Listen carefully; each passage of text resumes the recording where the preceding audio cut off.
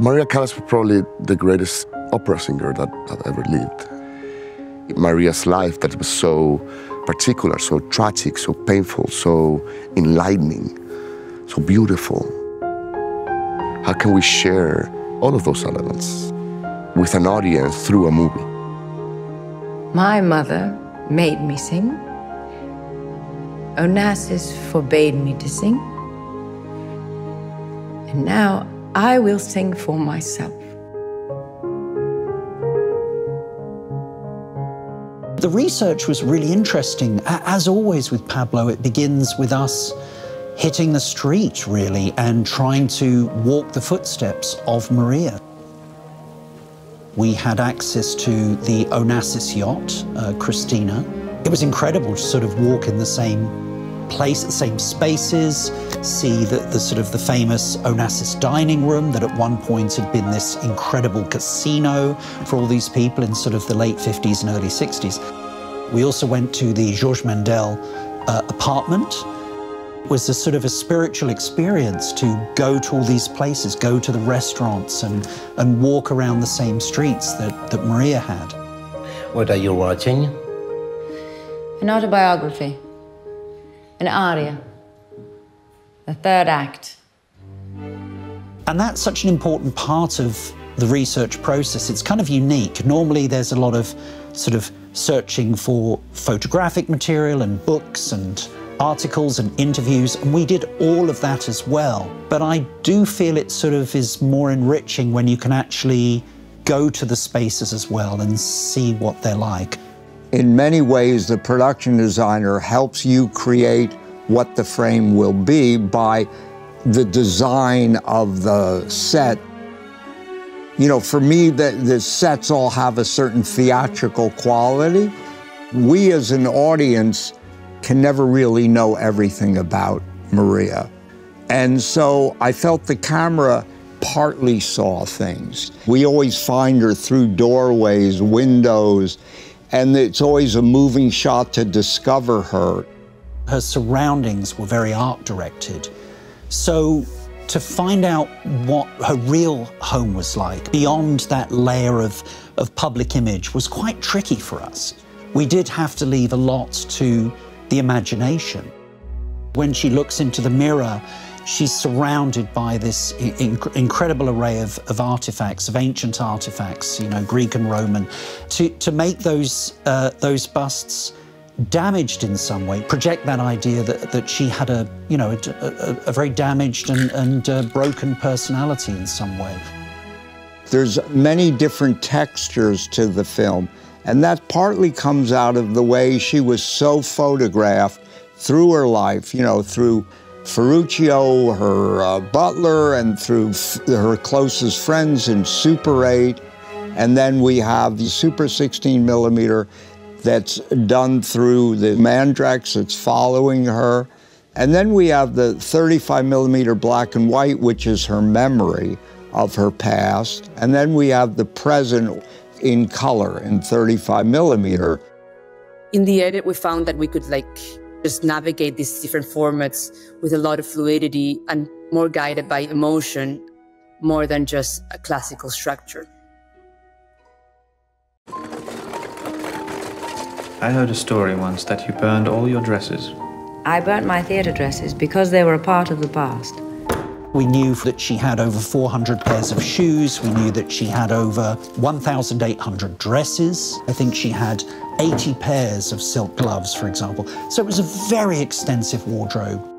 E molte altre facevano parte della mia collezione di abiti d'epoca. Io ho un archivio molto grande di abiti d'epoca, di abiti antichi, e li abbiamo usati come set dressing. Ed è stato bello poter ricreare questa stanza dove lei appunto racchiude tutti i suoi sogni e i suoi ricordi.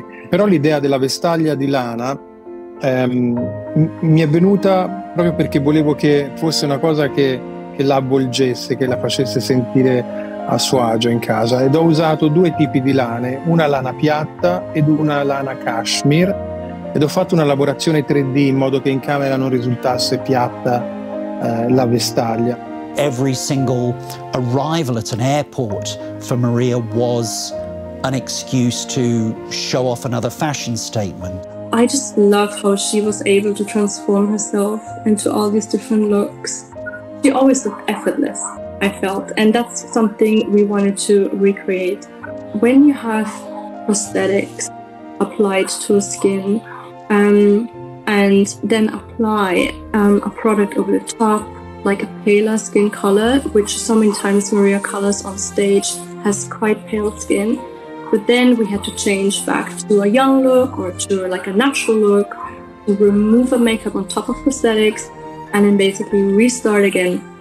And we had counted, we went up to 7 changes in one day. You know, I remember looking at all those photos, and I mean, her hair was always quite done. It had a beautiful natural wave to it. And I remember, you know, just trying to figure out how to get that wave.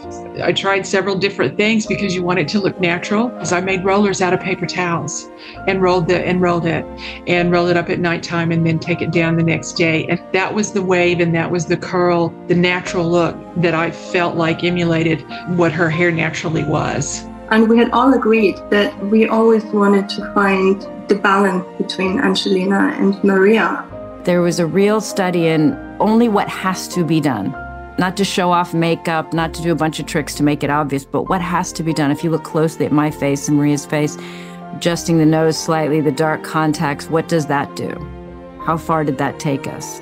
Taking the hair and adjusting the hairline and some gray, how far does that take us? And we went with the fragility of her pale skin and veins when I was older, and we would then know in comparison to her younger, how simple can it be so it does feel like a real person.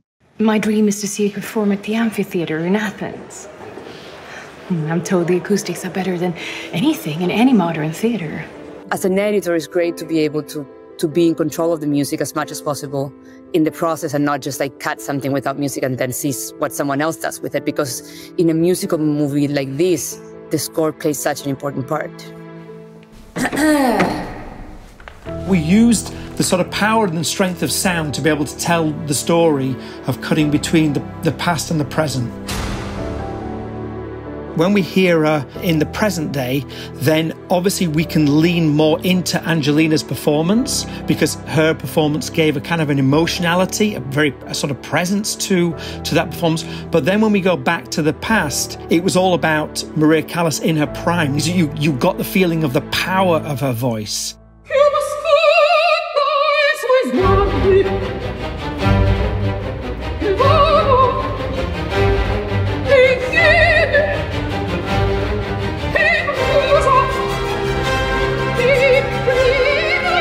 All the sound elements that could help that were used. And there's a scene when she imagined that it's Onassis' car that is arriving, and then we just have this sound of the car and everything vanishes and we just keep with her and her memory. So and then the music comes and it helped to switch to the past.